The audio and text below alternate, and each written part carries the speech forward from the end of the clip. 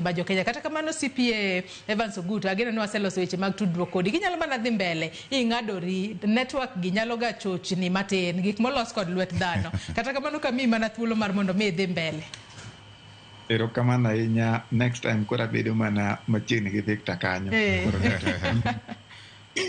Koro gima natemo wacho ni wasewinjo gik ma FCPA owacho in terms of kako dwa promote the manufacturing sector. To mana kaka nwanyise ni wan wasebedo gi paro kaka joneno kata jok man gi expertise in terms of the budget making process. Mwasenyise as individuals in terms of the public participation forums kata mana through the institute ma represent wa kaka Institute of Certified Public Accountants of Kenya. Gima watemo wacho ni en adieri ni en gi paro maber to nitie kuonde moko ma wanyalo ng'iyo. In fact, even in my personal opinion, owacho maber kaka set streamline issues mag procurement mondo mi wastages odok piny. To nitiere paro ma wan seche moko wadhiga kod nyakango together kata the Nancy the Auditor General. Ing'eni gima temowa winje sirkal ka ni seche moko gikawo position of convenience.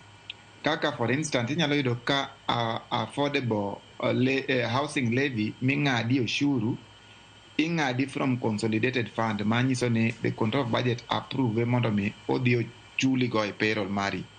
To seche ma gidwaro recover to gidwa duoke consolidated fund, gidwa ni okete gidhi giti kode e sector machielo, koro giwacho ni they are protected by the Public Finance Management Act. Ok wanyal bedo ng'ata achiel to wawuoye e migepe ariyo. Wabedo ni seche moda improve the tax administration and minimize wastage. Ka gimoro wawacho ni obed approved for withdrawal by the control of budget, walure gi mano. Ok ni at one point wawacho ni ma nyalo dhi e consolidated fund ma to wanyalo timo gi oko. Macho ni nitie funds muyie ni nyalo bedo streamlined to nitie funds ma ok yie ni obedo streamlined. Back to the manufacturing sector, mano wacho ka energy cost the purpose mar improving funds mage dhi miyo koro cost of manufacturing kata production bedo low, to mano timonwa maber, and we want to encourage him ni the manufacturing sector dhi yudo teko maber ko minimize nwa the flooding of our market by the importers ma yudo gik moko e nengo moyweyo kata taxation margi bedo gine. Kopo ni obedo increase that levy mondo mi ogine mondo mi othir a lot of imports mondo mi kembe wagi thuolo ma manufacturing internally at affordable cost. Mano botimonwa maber nikech ibro yudo ka oganda wa jowa matindo kata joma dongo biro yudo opportunities mag dhi tiyo e kembe go.